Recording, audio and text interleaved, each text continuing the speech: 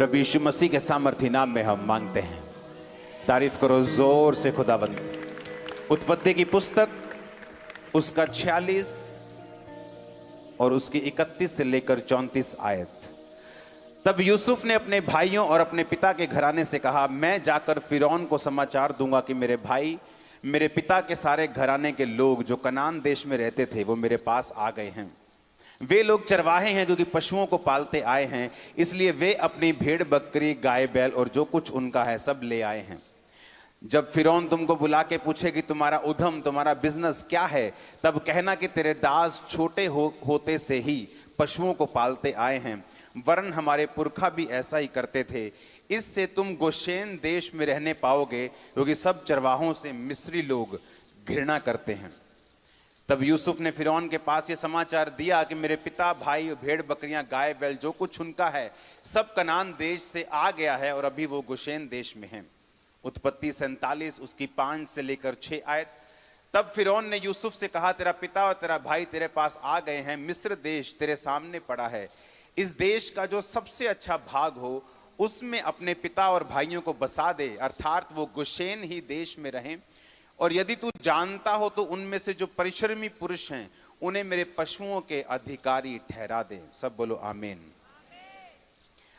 अब 47 उत्पत्ति 11 और 12 आयत में लिखा, तब यूसुफ ने अपने पिता और भाइयों को बसा दिया और फिरौन की आज्ञा के अनुसार मिस्र के सबसे अच्छे से अच्छे भाग में, अर्थात रामसेस नामक देश में भूमि देकर उनको सौंप दिया। और यूसुफ अपने पिता का, भाइयों का और पिता के सारे घराने का एक एक के बाल बच्चे के घराने की गिनती के अनुसार भोजन दिला दिलाकर उनका पालन पोषण करने लगा। आमीन। बाइबल कहती है कि जब यूसुफ ने अपने राजा को कहा कि मेरे बाप, मेरे बच्चे, जो मेरे सब परिवार है वो आ गया है, तो बाइबल कहती है कि उसने कहा कि तुम उनको बताना कि तुम्हारा बिजनेस क्या है। तुम्हारा बिजनेस है पशुओं को पालने का। लेकिन वचन ये कहता है कि मिस्री लोग जो थे वो पशु पालन से, चरवाहों से नफरत करते थे। लेकिन वचन ये कहता है कि उस नफरत के बावजूद भी उनको बेस्ट देश दिया गया, जहां पर गोशेन देश जो था वो पूरा ग्रीन था। मिस्र देश में एक ऐसी, अगर आप मिस्र देश में जाएंगे तो वो पूरा एक आपको रेगिस्तान की तरह नजर आएगा। वहां एक नील नदी है, जहां पर नील नदी के किनारे पे 97-95% पॉपुलेशन, और उस समय में तो 99% जो पॉपुलेशन थी वो नील नदी के किनारे रहती थी, क्योंकि और कोई रहने के लिए अच्छी जगह नहीं थी। और बाइबल कहती गोशेन देश जो था वो पूरी तरह से ग्रीनरी से भरा हुआ था। बावजूद इसके कि मिस्री लोग चरवाहों से घृणा करते थे, फिर भी उनको बेस्ट देश मिला। वही देश मिला जो उसका बेस्ट था, मिस्र का, बावजूद इसके कि वो उससे नफरत करते थे। रीजन क्या था इसका? नीति वचन 3 उसकी 3-4 में लिखा कि परमेश्वर की आज्ञाओं को अपने दिल में रखे रहना, अपनी हृदय रूपी पट्टियों पर लिखना, कृपा और सच्चाई को अलग मत करना, तो तू परमेश्वर और मनुष्य दोनों का अनुग्रह पाएगा। आप लोग परमेश्वर के कामों के लिए चुने गए हैं। बाइबल कहती आप लोगों को परमेश्वर ने अलग किया है। पौलुस कहता तुम दुनिया से, परमेश्वर ने तुमको अलग करके तुम्हें एक बाउंड्रीज के बीच में ठहरा दिया है। तुम स्वतंत्र तो हो, लेकिन वो सब काम नहीं कर सकते जो अन्य जाति लोग कर सकते हैं, क्योंकि परमेश्वर ने तुम्हें आजाद तो किया है, पर अपनी आजादी को पाप के लिए यूज नहीं करना। अब जब बाइबल कहती है कि वो कहानी शुरू होती है यूसुफ से, आप इमेजिन कर सकते हैं कि इतने बड़े फेवर का रीजन ये था कि यूसुफ ने पोतीफर की पत्नी के साथ सेक्स नहीं किया और वो पाप में नहीं गिरा। ये रीजन था उसका इतनी बड़ी ब्लेसिंग अपने लिए और अपने परिवार के लिए रखने का। जब पोतीफर की पत्नी ने उसको अपने साथ सोने के लिए बोला तो बाइबल कहती है उसने मना किया और कहा कि तेरे पति ने सब कुछ, सारा बिजनेस, सारा घर मेरे हाथ में कर दिया है, तो क्या ये सही होगा उसकी पत्नी पर भी हाथ डालना? और बाइबल कहती है उसने मना कर दिया। उसकी पत्नी ने जानबूझकर उसको इल्जाम लगवाकर उसको जेल भेजा, लेकिन बाइबल कहती जब वो जेल में था और सांकलों से बंधा हुआ था तो भी यहोवा का वचन उसे कसौटी के ऊपर कसता रहा। क्या आप इमेजिन कर सकते हैं एक शरीर का काम आप और आपके परिवार और जनरेशन के नाश होने का कारण बन सकता है, और उसी शरीर के काम से फ्री होना आपकी और आपके जनरेशन की ब्लेसिंग का कारण भी बन सकता है। हम क्या कहते हैं, सरकार बुरी है, या हम क्या कहते हैं, या इकोनॉमी बुरी है, इकोनॉमी बैड हो गई, कोविड आ गया, अब उसके बाद यूक्रेन के साथ युद्ध छिड़ पड़ा है तो मेरा बिजनेस डाउन है। लेकिन बाइबल का वचन ये कहता है, मिस्री लोग जिन लोगों से घृणा करते थे, क्यों घृणा करते थे? मिस्र कहां से निकला? कनान से निकला था। कनान कहां से निकला? वो नूह के तीसरे बेटे से निकला था, जिसने अपने बाप को नंगा देखा था, उससे निकला था मिस्र। और इसीलिए जो मिस्री लोग थे वो थे तो इजराइलियों के रिश्तेदार, लेकिन अलग हो चुके थे, दुश्मन बन चुके, जैसे भाई भाई का दुश्मन बन जाता है। और जो इजराइली थे वो ज्यादातर, जिस तरह एसाव और याकूब, बाइबल कहती है कि भेड़ बकरी को चरवाही करने वाला बना, और एसाव धनुर्धारी बना, वो युद्ध करने वाला बना, शिकार खेलने वाला मनुष्य बना। तो इजराइली जो लोग थे वो चरवाहे थे। इसके बावजूद भी कि एक पूरा देश, उसका प्रधानमंत्री, उसका राजा, उसके लोग उनसे नफरत करने के बावजूद भी आप इमेजिन करो कि जब वो उस देश में जाते हैं तो बेस्ट पोर्शन उनको मिलता है। आपकी लाइफ में बेस्ट पोर्शन खुदा आपको देने के लिए तैयार है। मैंने कहा आप अपनी लाइफ में बेस्ट को देखने के लिए तैयार हो जाओ। बस एक काम करना है। यहां पे मैं आपको एक ही वचन देने के लिए आया हूं। यह वचन खुदावंद ने मुझे इस हफ्ते की शुरुआत से थोड़ा पहले दिया था, आज देने के लिए आप लोगों को। अगर आपने एक काम ये कर लिया, मैं आपको बताता हूं, इकोनॉमी बैड हो, इकोनॉमी वर्स्ट हो, आपका देश यूएसए हो, सोमालिया हो, नाइजीरिया हो, इंडिया हो, कोई फर्क नहीं पड़ने वाला। आप बेस्ट हिस्से में रहेंगे इन जीसस नेम। आमीन। मुझे ऊंचे वाला चाहिए चर्च। हालेलुया। अब उसने जब मना किया कि मैं इस शरीर के काम को नहीं करूंगा और मैं आत्मा के अनुसार चलूंगा, हालेलुया, और वहां से उसकी जर्नी जो है वो स्टार्ट होती है। जब वो अपने शरीर के काम को मना कर देता है और वहां से उसकी स्पिरिचुअल जर्नी स्टार्ट होती है। यीशु मसीह ने कहा, जब तू मेरे वचनों के ऊपर चलेगा तो परमेश्वर और मनुष्य दोनों का ग्रेस तू पाएगा। आज आप जानते, आजकल का यूथ इतना कंफ्यूज क्यों है? क्योंकि पवित्रताई में नहीं है। आप जानते हैं आजकल का यूथ इतना ब्रेक क्यों है? इतनी अपॉर्चुनिटीज होने के बावजूद भी फाइनेंशियल स्ट्रगल क्यों है? क्योंकि पवित्रताई की कमी है लाइफ के अंदर। और जिस दिन ये कमी खत्म हुई, आप इमेजिन करो बाइबल क्या कहती है।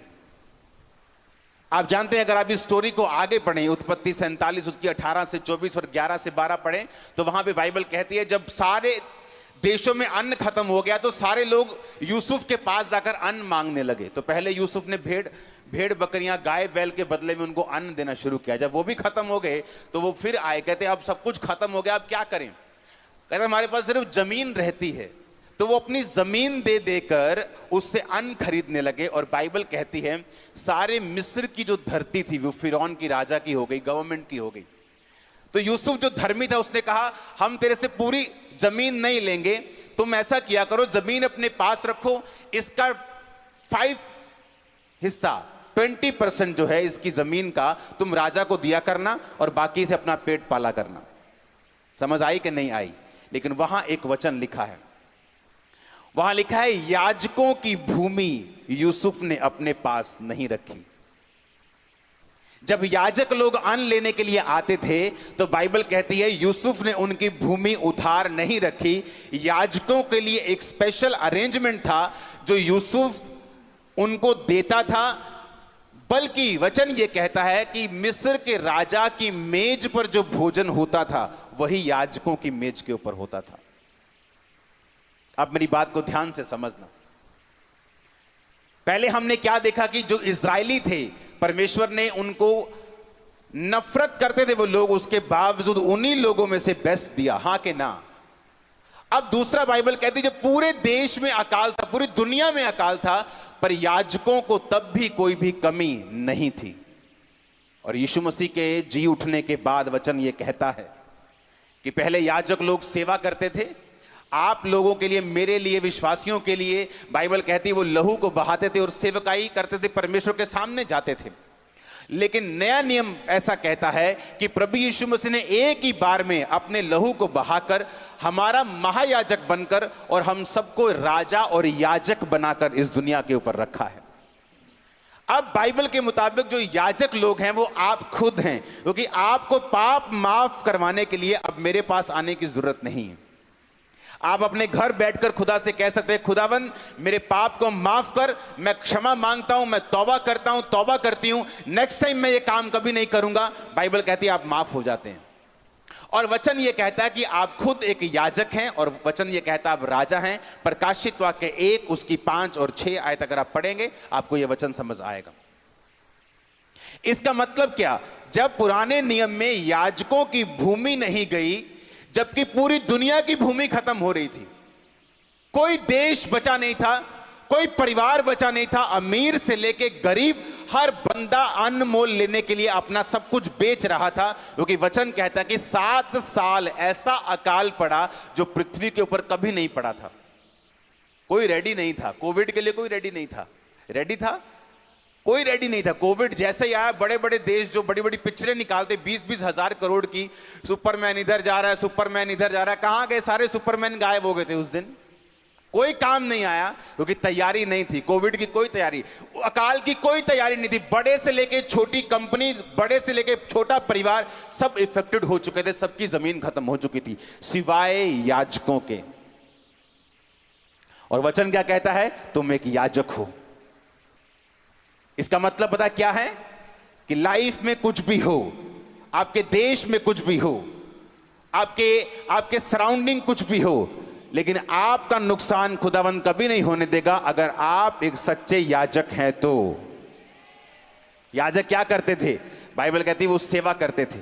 आज दिखाओ मेरे को विश्वासी चर्च में जो सेवा करने वाले विश्वासी हैं। मैं आपको सिरदर्द वाले विश्वासी दिखा दूंगा फॉरेन ब्रांचेस में ज्यादा, जो अपने पास्टर्स को सिरदर्द ज्यादा देते हैं और सेवा कम करते हैं। लेकिन क्या इवेंजलिज्म करते हैं? कभी नहीं गए। क्या आप अपने पास्टर के साथ मिलकर गली गली जाते हैं सुसमाचार बांटने के लिए? बोलते हैं हम बिजी हैं। एक रिक्शा वाला से लेके एक इलन मस्क तक सब बिजी हैं, कोई फ्री नहीं। लेकिन जीसस ने कहा जब तुम मेरी सेवा करोगे मेरा पिता तुम्हारा आदर करेगा और तुम्हारा नुकसान नहीं होगा। किन लोगों के नुकसान हो रहे हैं? जो सेवा में नहीं।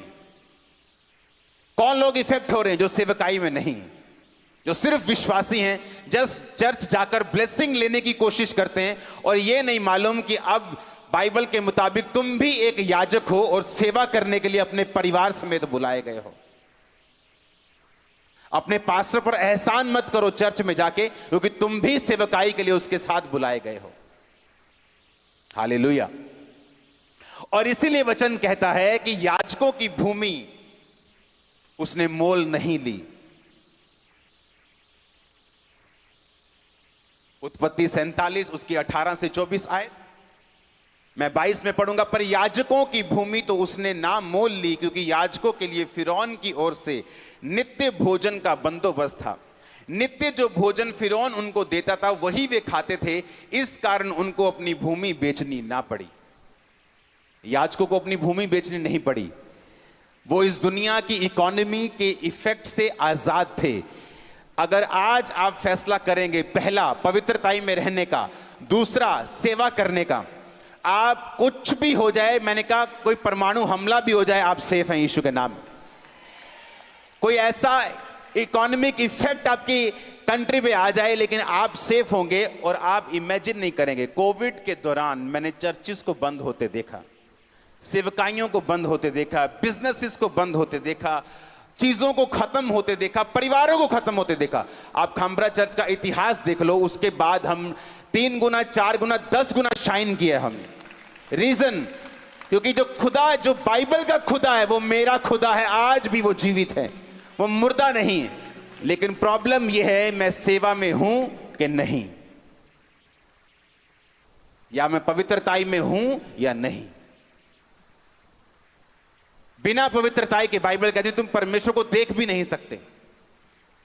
तुम तो चर्च में माइक लेके गा रहे होंगे, लोगों को मालूम है तुम गा रहे हो, लेकिन अगर तुम पवित्रताई में नहीं हो तो परमेश्वर को नहीं मालूम तुम गा रहे हो। वो पूछेगा भाई तुम कौन हो?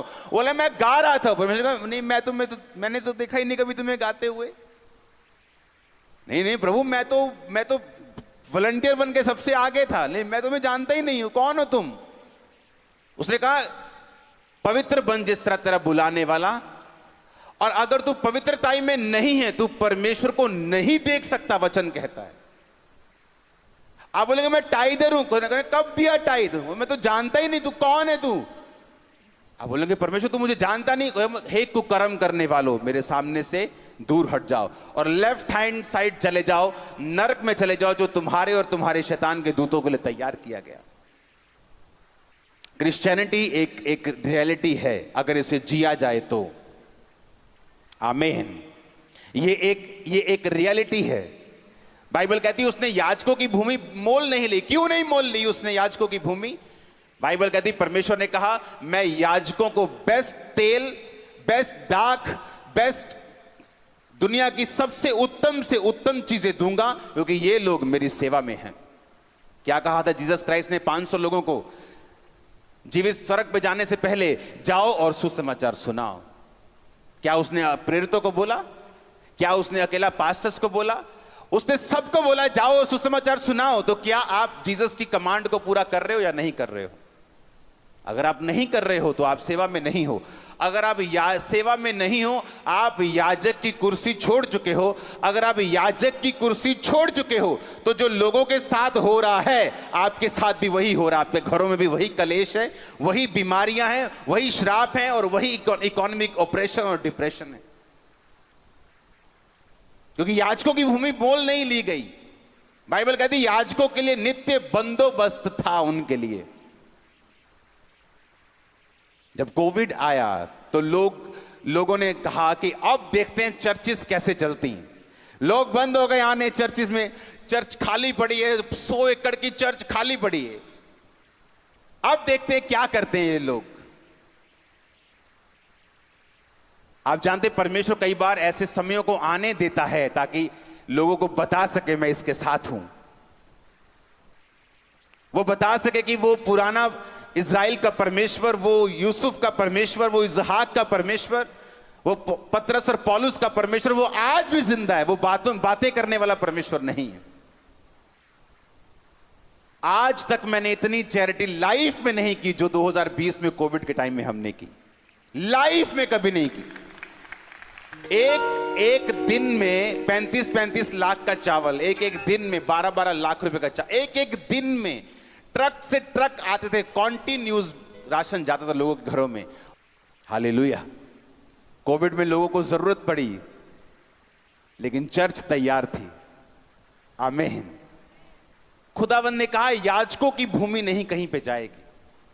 फिरौन की ओर से नित्य बंदोबस्त था। एक दुश्मन के हाथ से परमेश्वर ने बंदोबस्त किया। पूरे इज़राइल में अकाल पड़ा। परमेश्वर ने कहा एलिया जा और करीत नामक नाले में छुप जा, वहां कौवे तेरे को खाना खिलाएंगे। कौवा चुराने वाला जीव है। खाना किसी ढाबे पे मौजूद नहीं था, इतना अकाल था। बाइबल कहती है एक मुट्ठी आटा, एक बोरी आटे के लिए लड़ाइयां हो रही थी लोगों में। खाना कहां मौजूद था? सिर्फ राजा की रसोई में। और बाइबल कहती एलिया मांस और रोटी रोज तब तक खाता था जब तक वो कौवों को बस ना कह दे कि बस, क्योंकि वो याजक था। याजकों के लिए परमेश्वर का इंतजाम ऐसा है जैसा आम लोगों के लिए नहीं है। तो क्या आप सेवा में हैं? क्या आपका परिवार सेवा में है? क्या आपका फाइनेंस सेवा में लगा हुआ है? क्या आपके बच्चे सेवकाई में हैं? क्या आप सुसमाचार दे रहे हैं या नहीं? क्योंकि इसमें आपका फायदा है, परमेश्वर का नहीं। आमीन। जो सेवा कर रहे हैं किसका फायदा है? उन लोगों का जो सेवा याजक बन के किसका फायदा हुआ? याजकों का फायदा हुआ कि उनको भूमि देनी नहीं पड़ी, परमेश्वर ने उनकी भूमि को बचा के रखा। हालेलुया। ऊंची आवाज में हालेलुया बोलो। Praise the Lord. अगर इस संदेश और प्रार्थना ने आपको आशीष दी है तो कृपया इस वीडियो को लाइक करें, अपने परिवार और दोस्तों के साथ शेयर करें और हमारे चैनल ANM मसीह परिवार को सब्सक्राइब करना न भूलें। परमेश्वर आपको और आपके परिवार को भरपूर आशीष दे। आमेन।